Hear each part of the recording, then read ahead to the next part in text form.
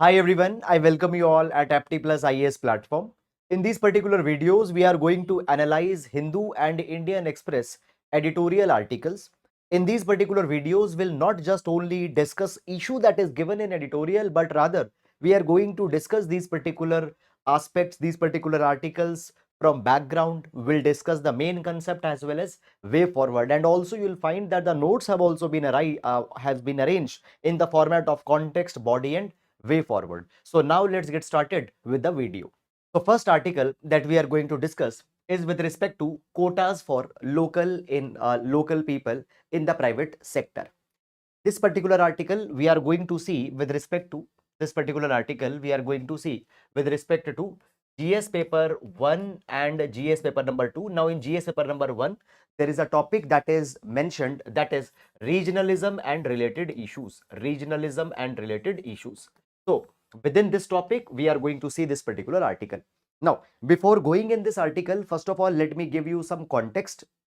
After that we'll discuss background and then I'll go in the current development. So context is this, that what has happened. So recently Karnataka, they have cleared Karnataka State Employment of Local Candidate in Industry, Factory and Other Establishment Bill 2024. Now this particular bill aims to reserve the seats in the private sector jobs for local people.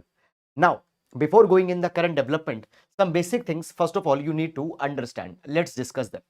Now basically guys, you see there is concept of regionalism. Now regionalism is based on Dharti Putra syndrome. It is based on the Dharti Putra syndrome or son of soil doctrine.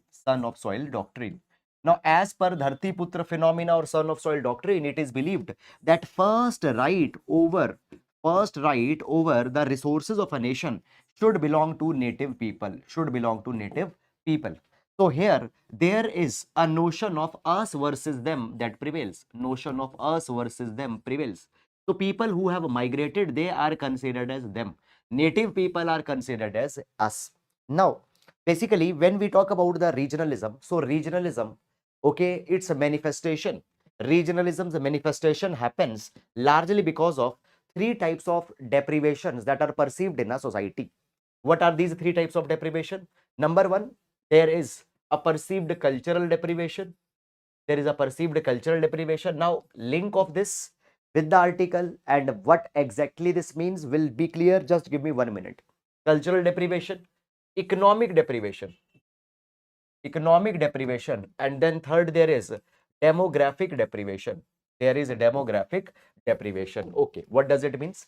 So sometimes this perception gets created that outside people, migrants have come in a region, and as they have come in a region, they have brought their culture. Because of that, native culture, its importance is getting reduced, its importance is going down. So a notion of cultural deprivation comes. Economic deprivation, that outsiders are coming and they are taking away the jobs and all such kind of a thing. So economic deprivation develops, and then demographic deprivation also develops, that when outsiders will come, they will become a majority here and native people population will go down, or they might become a minority in some time. So because of these three particular deprivations that are perceived, regionalism will develop, and this particular regionalism will get manifested in multiple ways. And one way in which this regionalism gets manifested is in the form of reserving the job for local people. Now, when jobs are being reserved for the local people, what is expected? It is expected that economic deprivation of the local people, native people, will get addressed. Now, basically, what happened? So here we find this particular thing, that the Karnataka has come out with a bill. First of all, let's discuss this provision of the Karnataka's bill, and then we'll discuss that Haryana also came out with a similar kind of a legislation, but it was struck by the Punjab and Haryana High Court. What are the benefits? What are the disadvantages? All these particular things we'll discuss in this particular article. So basically, according to this Karnataka State Employment of Local Candidates Bill, it has been provided that 50% of management positions and 75% of uh, the 50% of the management positions, management roles, and 75% of the non-management positions, non-management roles, jobs, they should be filled by the local candidate. So an MNC, any corporate, 75% jobs in non-management, 50% jobs in the management are to be given to the local people. Then 100% job reservation for Karnataka's in grade C and grade D jobs. And there will also be an agency that will see whether compliance is happening or not. So Labor Department of Karnataka government has been made as a nodal agency to see whether these compliances are happening or not.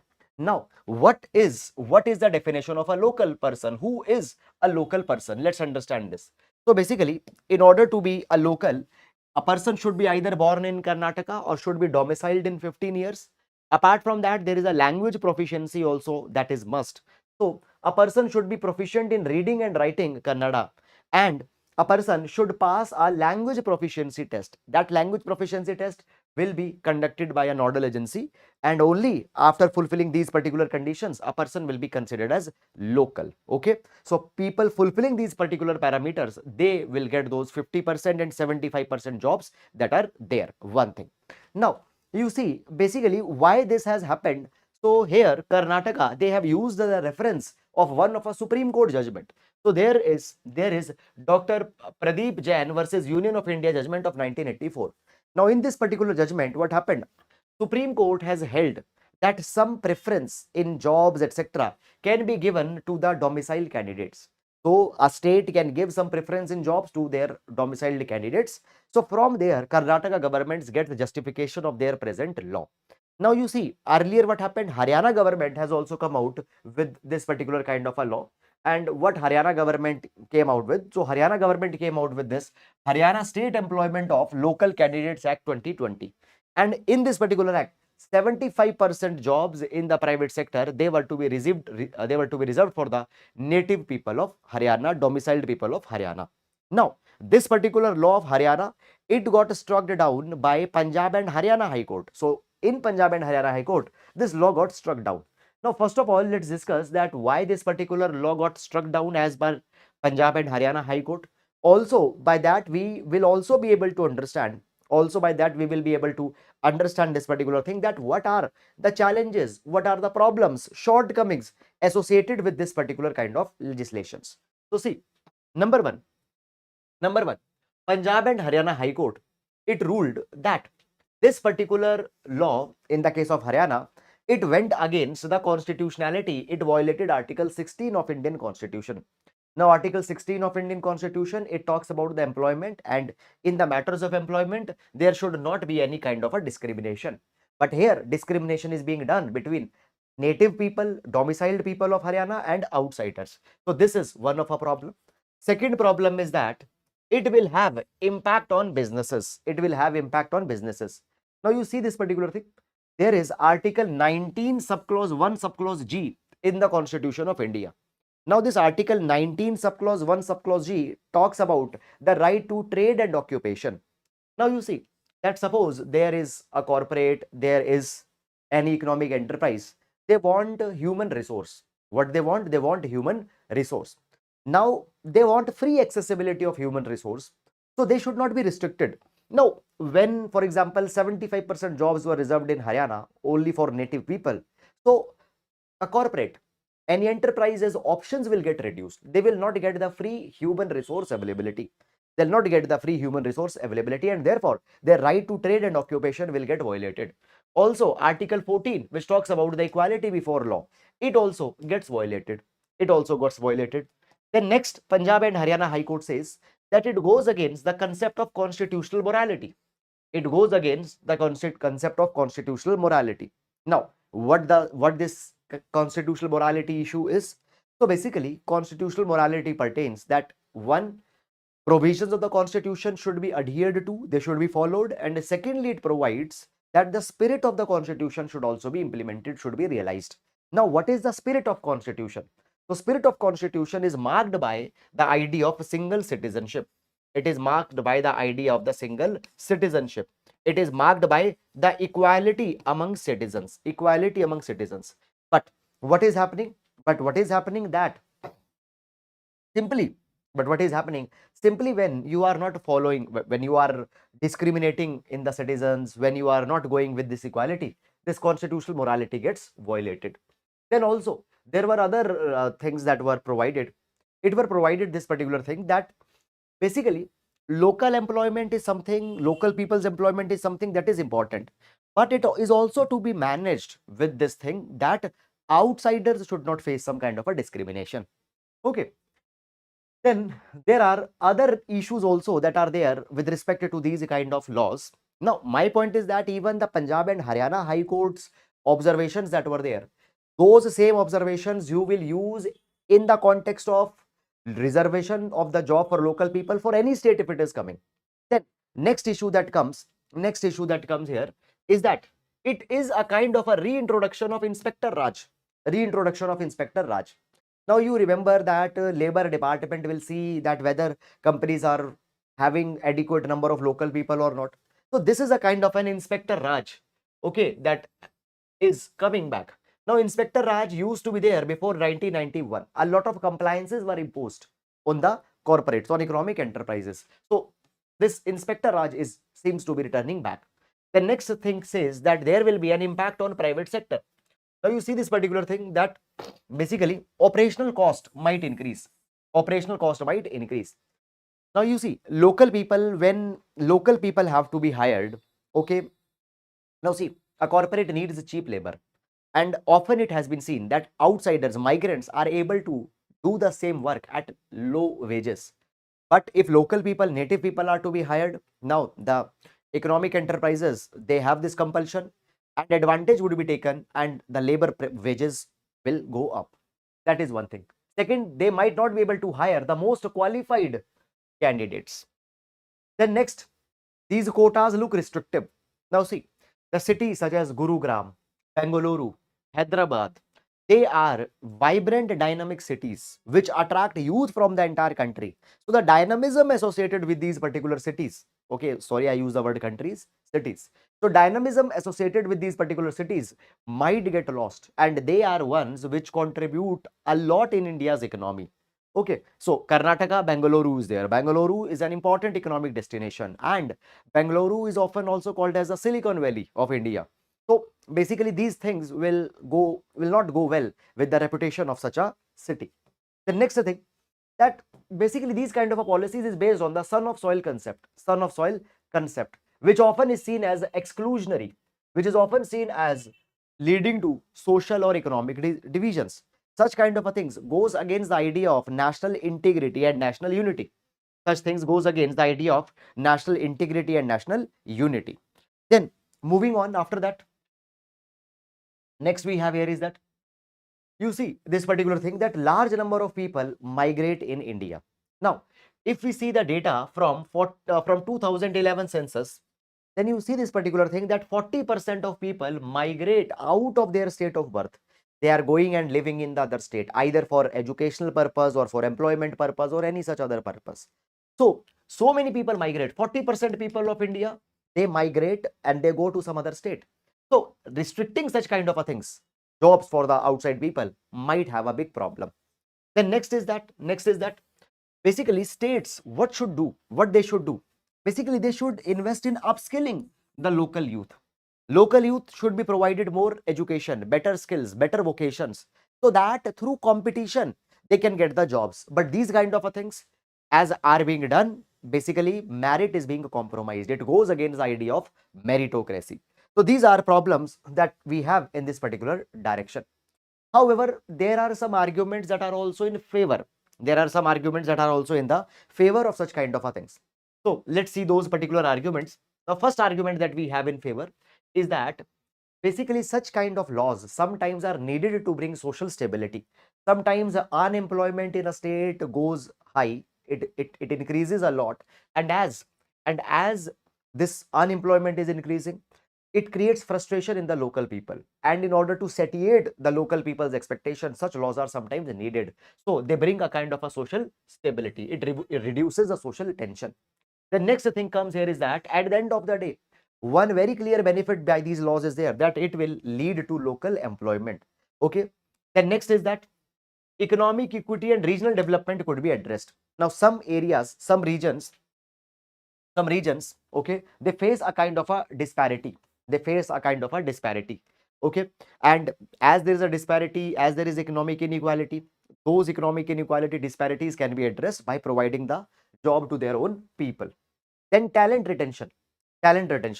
When the jobs are reserved for the native people, these people will not go out to other states, will not go out to other country, and therefore brain drain will not happen. Okay, and finally it will lead to the cultural preservation of a particular region as well. So if you remember, we discussed here that why these regionalistic demand comes, because these three deprivations are often felt. So now when the reservation is being imposed for the local people, what will happen? Outsiders will not come. As outsiders will not come, the culture of that particular region will be intact. It would not be lost. So these are the things that we have which helps in this particular capacity. Okay, now moving on in this particular direction, guys, and now we'll be moving on to the next article. Now we'll be moving on to the next article. India-Nepal relations. India-Nepal relations. Okay, so recently there is an important development that has happened, and the development is this, that what happened recently, swearing in of Nepal's prime minister happened. So recently, Mr. KP Sharma Oli became the prime minister of Nepal for the fourth time. So this particular article, we are going to discuss basically important themes within India-Nepal relations. Important themes within India-Nepal relations. Okay. Now,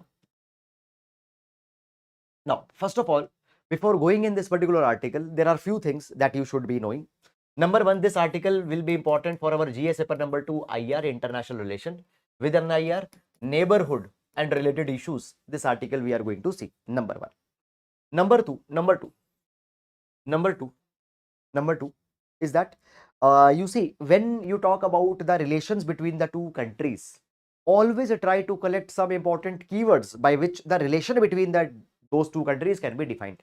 For example, when we talk about the India-US relation, so it is said that India-US relation has turned from estranged democracies to engaged democracy. So India-US were estranged. They were not on very good talking terms during the Cold War period because it was perceived that India is more inclined towards the USSR. So estranged democracies to engaged democracy.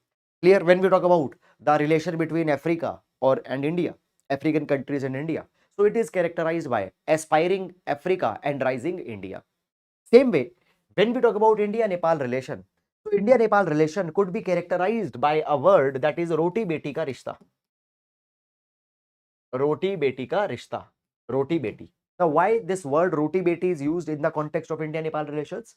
It is because that a large number of people from Nepal, they come to India and they get employment in India. So livelihood of many Nepalese people, it comes from India-based establishments. Okay, large number of Nepalese people, they are coming to India for employment. Beti, there is a lot of matrimonial ties between India and Nepal, particularly the border areas fine between the UP and Nepal. Okay, particularly Bihar and Nepal. There are a lot of matrimonial relations that are there. So therefore, it is characterized as the roti beti ka rishta. Now, when we talk about India Nepal, what are the important issues that are there within the India and Nepal? So I have given a kind of a list where all the important issues between India and Nepal we are going to discuss here. Now, first, you see this particular thing, that there is dispute with respect to the Nepal's constitution. Now you see what happened in 2015, Nepal, when they came out with the new constitution. Okay, basically in that particular constitution, basically Madhesi peoples were excluded. Madhesi people were excluded. Now, when we talk about Madhesi people, they are a vibrant community in Nepal, having deep relations, close ties with the people of Bihar, particularly Terai region of India. Okay, and the Madhesis people. Okay, so there is a deep ties, but these Madhesis' rights were excluded in the Nepal's constitution. And because of that, relation between India and Nepal, they become little bit, they went on the bumpy road, one thing. Also, second thing that happened here is that because of this, in 2015, a blockade was imposed by India on Nepal. A blockade was imposed by India on Nepal. And because of that particular thing, now you remember we discussed that it is a roti beti ka rishta, means a lot of economic dependencies of Nepal is there on India. So there the issues got developed. The next problem that comes here is that there are border disputes between India and Nepal. Now you see, here we have map. Now, Limpiadhura, Kalapani, Lipu Lake. Now, these are certain areas which are disputed. Now, Nepal claims them to be the part of their own territory. In fact, Nepal came out with a new map. Nepal came out with a new map, and in that particular map, these particular areas were shown in the territory of Nepal. After that, also, relations between India and Nepal declined. So, there is a boundary territory dispute also that's there. The next issue that's there is that, see, there is not a very stable leadership when Nepal is concerned. So there is a frequent leadership, political leadership transitions that happen with the Nepal. And new leadership will have new foreign policy, new leadership will have new political thought process. So therefore, aligning India and Nepal politically also sometimes becomes little bit problematic. Then there are many economic agreements that are also not properly resolved. So basically, there are the trade and hydropower issues that are not resolved. So a lot of hydropower trade between India and Nepal also happens on the Himalayan. Basically, electricity trade is there, hydropower trade is there. Fine. The next issue is the increased ties between India and Nepal. Now you see this particular thing. You remember 2015 blockade that we discussed. So because of this 2015 blockade, China-Nepal relations became very deep. And also now, China is providing a lot of economic support to Nepal. Okay, so because of that closeness also, India-Nepal's relations have faced some problem. Now, what are the policy frameworks that we have to ensure good relations between India and Nepal? So in policy framework, first of all, guys, it has been India's policy to give preference to our neighbors and not to expect anything from them. We always follow a policy of big heart towards our neighbors. And in that capacity, we prioritize relations with the Nepal also. Then there are the regional connectivity agreements that are there. Regional cooperation is there. For example, there is a SARC. Okay. Then there is BIMSTEC.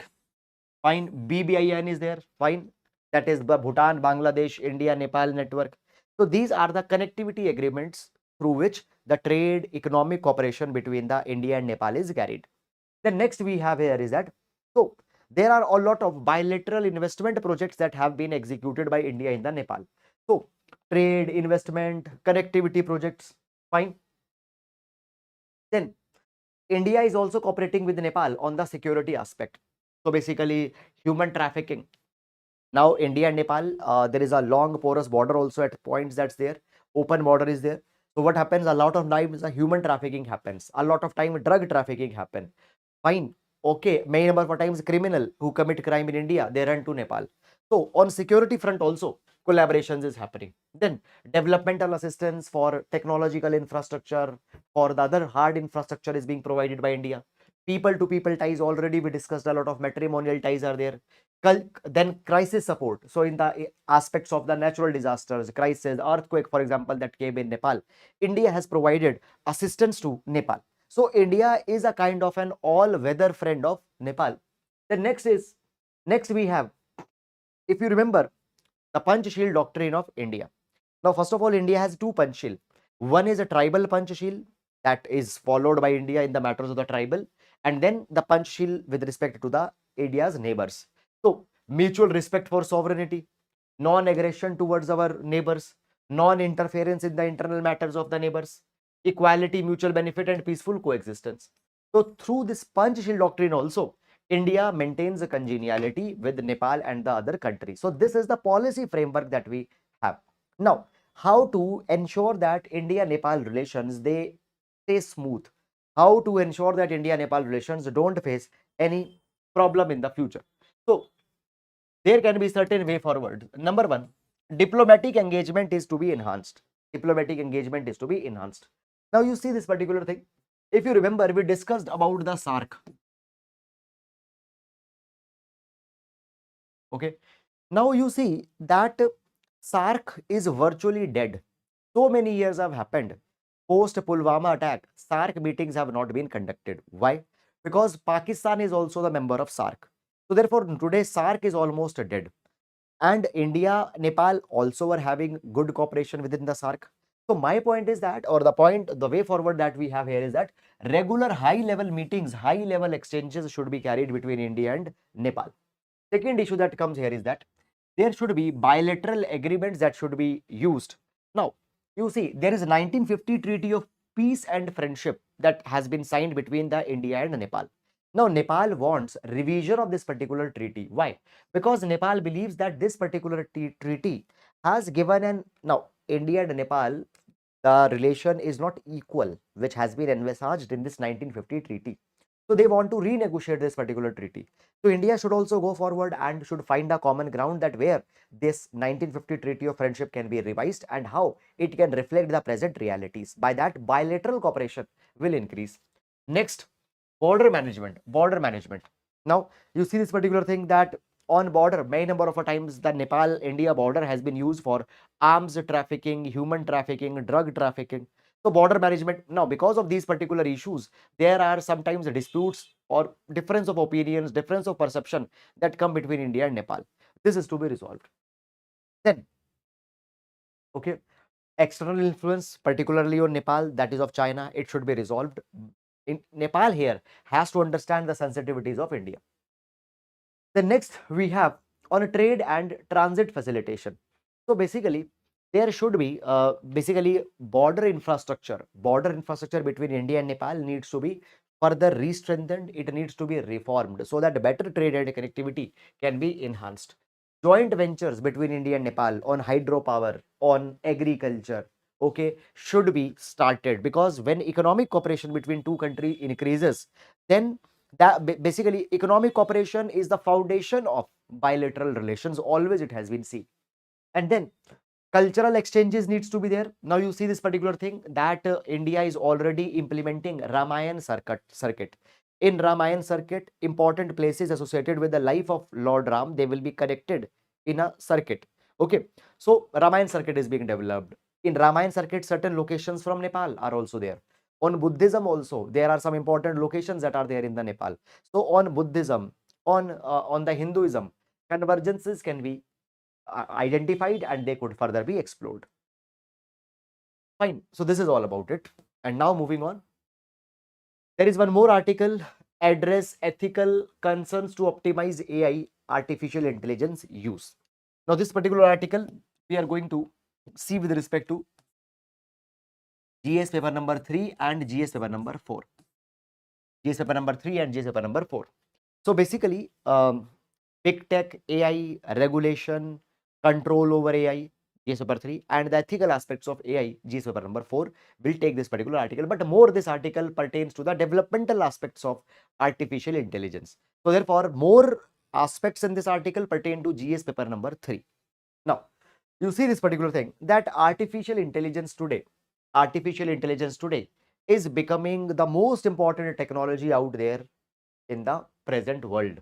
Now, India is moving forward to integrate AI, artificial intelligence, in the different places, such as in healthcare. We are looking at how AI can be implemented, agriculture, education, finance. In fact, there is a national strategy for AI that has been released by the government of India. Okay. Also, during G20, India has given a call to regulate AI. Also, what has happened, Niti Aayog is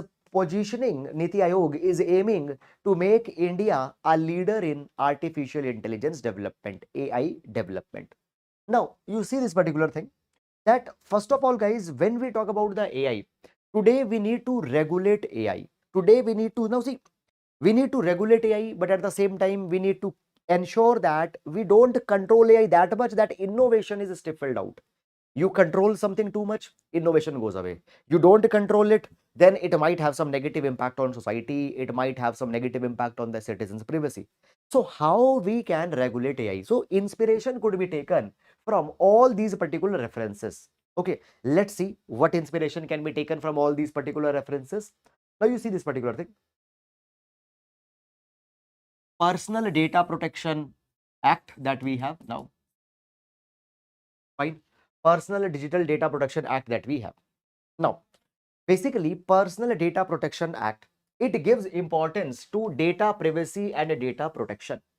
Now, artificial intelligence, large language models which use the AI, for example, ChatGPT, Gemini, okay, Llama of Meta, they are the generative AI platforms, they are the large language models. Now they need a lot of data because on the data they are to be trained. Now that is good, but ensure this particular thing that the citizens' data which belongs to their private life should not be shared or should not be misutilized by the AI platform. Now, data privacy, data protection is an important aspect of the Personal Data Protection Act. So number one, from here, data privacy, data protection should be adopted. Second, there are OECD principles on AI. OECD stands for Organization for Economic Cooperation and Development. Now, this organization is a grouping of the most advanced and developed economies. India, by the way, is not a member of OECD. Now, OECD, it talks about promoting AI that is innovative, trustworthy, and aligns with the democratic values. So, recently, OECD has also talked about that AI should respect the democratic values. So from here, we can adopt one principle that ensure data privacy, data protection is there, but the AI needs to be innovative also at the same time, should be trustworthy. Okay, now there is AI hallucination. That is a one concept I would like to talk, and then we can understand this particular thing. So what has happened, often it has been seen that artificial intelligence, when some prompt was given, it has created its own information. That is called as the AI hallucination. Things that did never happened. From there, the reference are given by AI. So those AI hallucinations should not happen, so that we can trust AI that okay, the information that is given by it, it is right. Then the next is European Commission's ethics guideline for trustworthy AI. Now it provides that the AI should be fair, transparent, have accountability. Then there is also one more standard, that is the IEEE, ethically aligned designs. Now they talks about the ethical aspects of AI. AI should not be used in such a way that it becomes the counterproductive for society and for people at large. Okay. Then there is AI Now Institute report. Now AI Now Institute recommends again fairness and accountability. Okay. So my point is that, guys, that as India is going to develop a comprehensive framework on AI, from where India should get inspiration.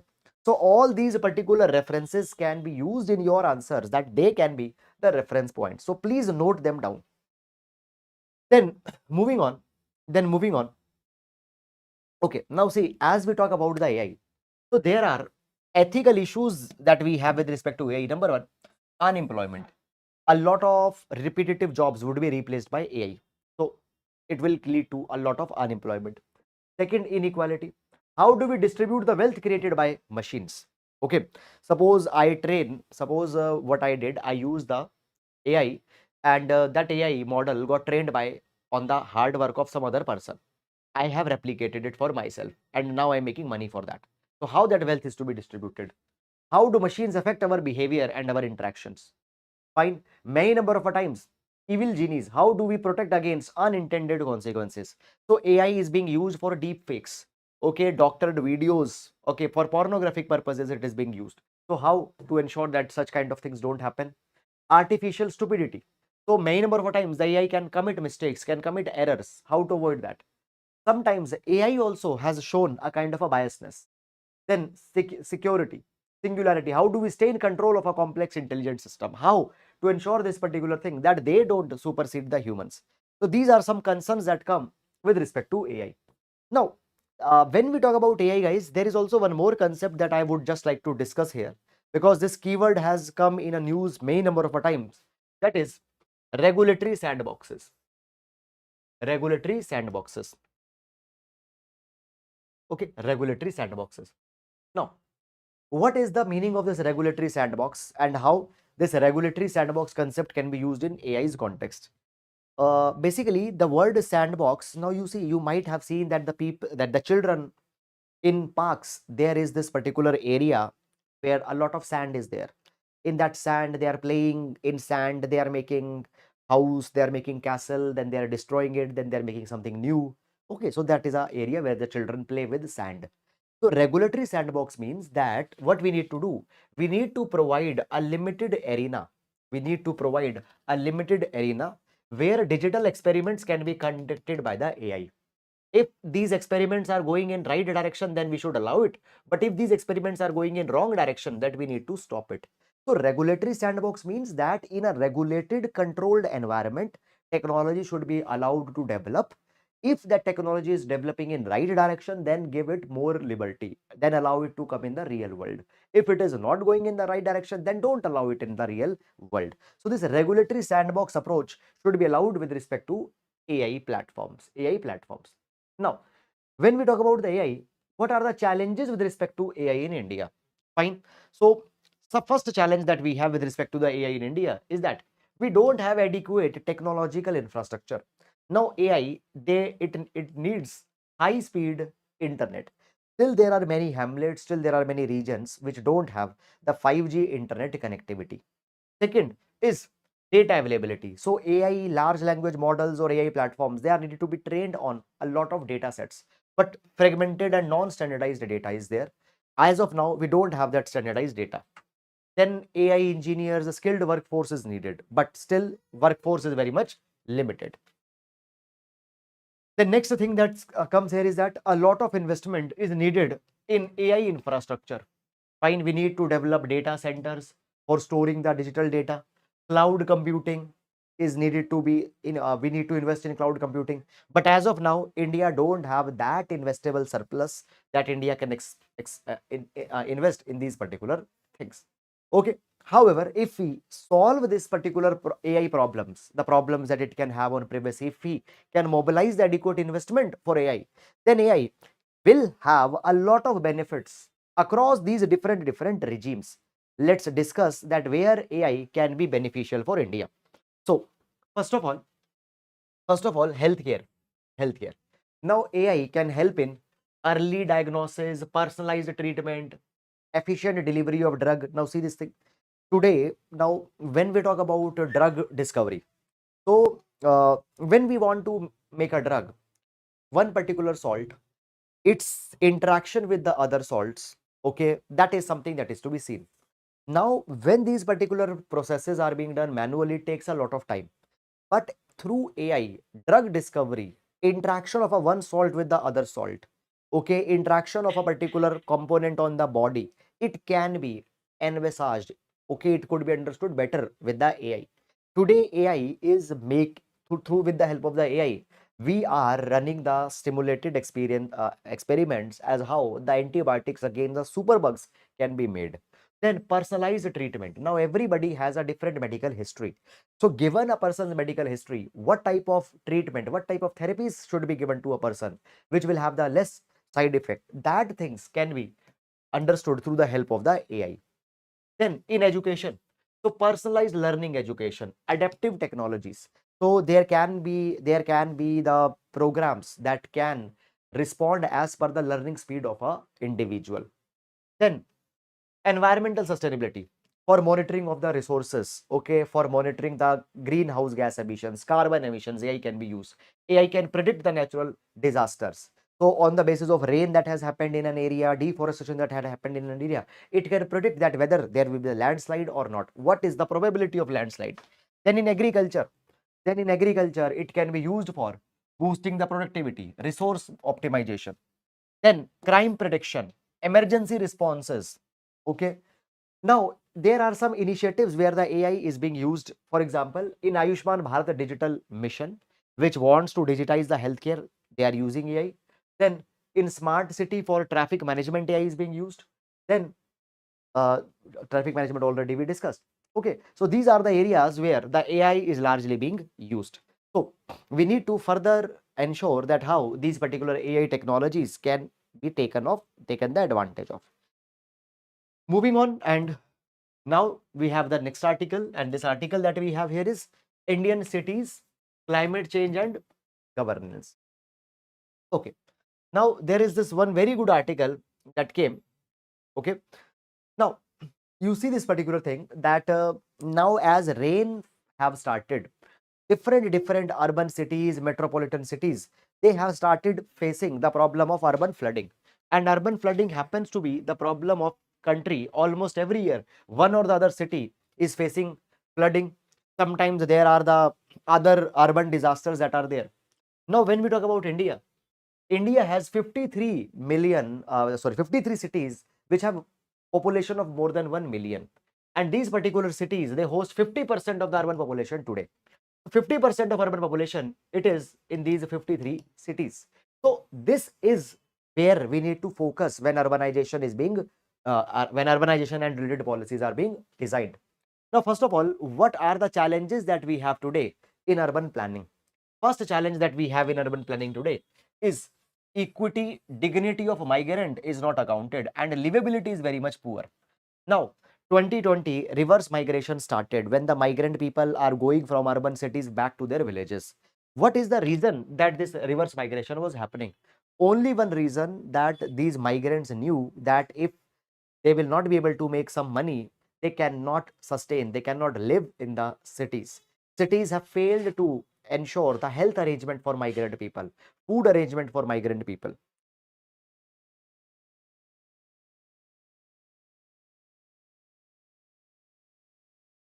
Okay. Then next is that, you see, there is one case study that cities, they have evolved only in response to the crisis and diseases. For example, for example, there was the London's sewage, basically London city, they developed the sewage system only after the Black Death happened in. So Black Death, thousands and thousands of people died because of the poor sanitation in London. And only after that, they developed the sewage system.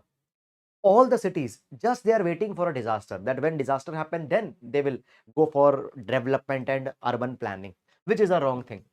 Also, we see that in India also, post COVID-19, Chennai flood, Kerala disaster, Delhi urban flooding, there were the rectifying efforts that have been taken. So cities are always waiting for a crisis or crisis to happen, and then only they take the corrective steps. Then next is that, you see, when we talk about urban planning, now post 1990, cities were envisaged to be the engines of growth, Okay. But at the same, and you see today that 65% of India's population lives in the rural areas. Now, point is that this population from rural area, it is moving to urban Indias slowly, gradually. According to NITI Aayog report, by 2030, 41% people will live in urban India. And this movement has increased post 1991. Urban Indias are the cities of, urban cities are the engine of growth. But we have not focused on the development. Basic infrastructure has not been provided. Welfare, equity has been ignored. Next, outdated models are there. Okay, we have come out with the master plans for the urban development. For example, Delhi master plan was brought, and almost every big city has come out with a master plan for development. But almost every master plan on this development, they have failed. Then healthcare, public health. Okay, it should be a municipal duty, but at the most of the times, municipalities, they don't have adequate funding, they don't have adequate money. The next issue that comes here is governance fragmentation. Okay, so today there are multiple agencies that are there in urban cities which are taking, let me give you an example. So for example, in Delhi, there is flood and irrigation department, there is basically there is the MCD, okay, Municipal Corporation of Delhi. Then there are the cantonment boards also that are there in Delhi. Then there is a PWD, Public Work Department, that is there in Delhi. Now all of these agencies have some responsibility for flood management in Delhi. Because multiple agencies are involved in the flood management in Delhi, what happens? There will be the denial of accountability. One first agency will say that it was the work of second will say it will be the work of third will say that it was the work of fourth agency. The point is that multiple agencies are taking over one issue, and because of that, what happens? Accountability is lost. Diffusion of accountability happens. This is a very big problem. So lack of coordination comes here. Then 74th Constitutional Amendment Act, which empowered urban local bodies, they have not done it properly. So what we need? We need capacity expansion. We need capacity expansion. Okay, we need capacity expansion. Town planners are needed. Synergy cooperation is needed. So let's discuss all these particular points more properly. Number one, programmatic interventions. So there are certain plans. So there are certain plans that we have. Fine. So there are certain plans that we have here which should be properly implemented. Let's take one example and then we'll understand it. So first, there is Healthy City for All by 2020 program. Okay. Fine. So Healthy City for All, how the urban cities can be made more livable, how urban cities, the sanitation could be improved that the health for all comes. Okay. There is life concept. Now, what is life? Life movement aims to ensure that the consumers become more sensitive and more responsible. Okay, by that carbon footprint of the cities will go down. Optimize urban land utilization. Okay, invest in the human resource development. Okay, young professionals, they need to be promoted in the governance at the local level. Then also what we want qualified professionals which can take up the urban planning. Okay, we need to re-engineer the urban governance. Then citizen involvement is must. Now you see, citizens, they can contribute and can provide some very much valuable suggestions to cities, that how to deal with the sewage problem, how to deal with the flooding problem, how to ensure that rainwater harvesting becomes more efficient. So citizens are needed to be brought in between. Private sector, fine, needs to be brought in between. Then after that, guys, what we need to do? So basically, here we have some other frameworks also. For example, today urbanization contributes to 60% of India's GDP. So urban centers should also be given the adequate financial allocation. That is to be taken in account. New urban agenda, fine. So these are the principles of urban area planning that needs to be implemented in the policy making. Fine. National infrastructure pipeline, which will be investing 100 lakh crore rupees in infrastructure. A dedicated fund should be brought forward. So dedicated part of the fund should be used for the urban areas. Then there are certain initiatives that we have. Ministry of Housing and Urban Affairs Smart City Mission. Ministry of Heavy Industries is implementing the FAME scheme. FAME scheme is for the electric vehicles, so that the pollution, carbon footprint of the cities can go down. Then Ministry of New and Renewable Energy, it is coming out with the green city initiatives. Ministry of Environment, Forest and Climate Change. Okay. Then 15th Finance Commission. 15th Finance Commission. Now see, differentiated grant allocation. Okay. So urban local bodies, they should be given the differentiated grants for the purpose, for the specific purpose. Okay. Then after that, health and performance based grants need to be there. Okay. Then shared municipal services, for municipal services, money is to be allocated. Okay. Entry level conditions. Now see, what are the conditions on which the local bodies will receive the grant, will receive the money? A detailed parameter needs to be designed. Establish State Finance Commission. Now State Finance Commission has the responsibility to augment the state resources, okay, to suggest that how the state revenues or the municipal revenues can be increased. So these state finance commissions need to be utilized. Okay. Property tax. Now property tax happens to be one of the lowest explored area, and India's property tax collection rates are one of the lowest. So property tax needs to be explored. Okay. Then guys, there are some other initiatives that we have on the urbanization. Just you can go through them. Now the most important thing that just I want to tell, that many of you were asking to for some questions that you can use for the answer writing. So here there are the questions that I have given. Okay. Discuss the significance of question 2 onwards. Evaluate the current state of urban planning and governance in Indian cities. Discuss the challenges related to equitable development, livability, and financial management. How can reform in urban governance and planning, fine, can be improved?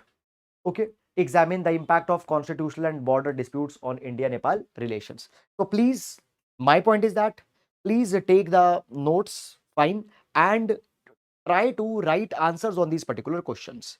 Now, point is that answer writing should start because at the end of the day, when the aspirants discover that prelims have got cleared, but on answer writing, when they find that they are lacking the command and skill, then it leads to a lot of problems. Okay, so that is all guys about it. I hope that you have understood it.